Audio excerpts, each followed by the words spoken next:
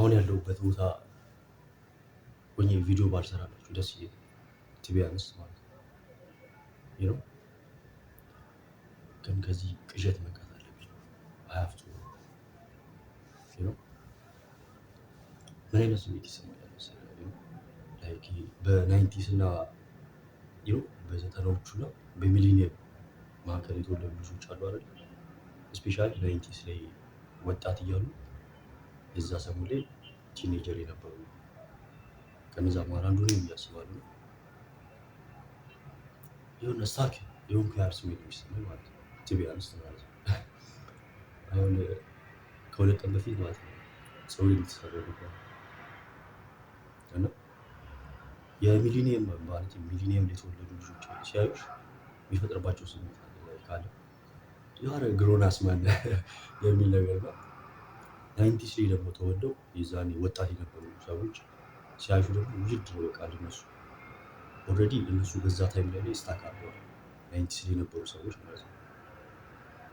በዛ ታይም ላይ ወጣት የነበሩ በአሁኑ ሰዓት ሜይ ቢ የሆነ ሜይ ቢ ሰርቲዎች ላይ ወይም ደግሞ ጎልማሳ ነው በዛ ታይም ላይ ነው ያሉት ብዬ አስባለሁ።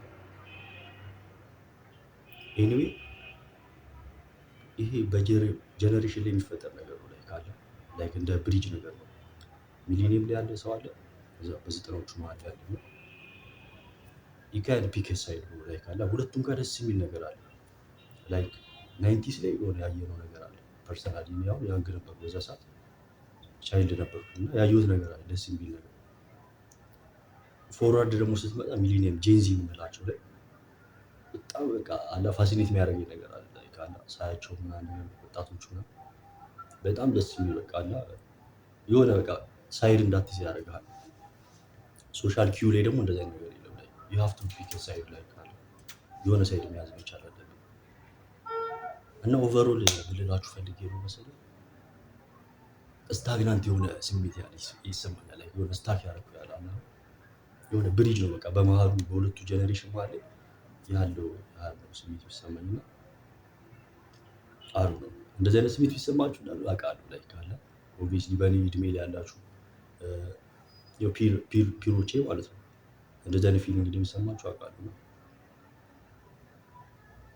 ኤኒዌይ ለሚ ነው ምን ታስባላችሁ? ይሄ እኔ ጋር ያለ ፊሊንግ ነው።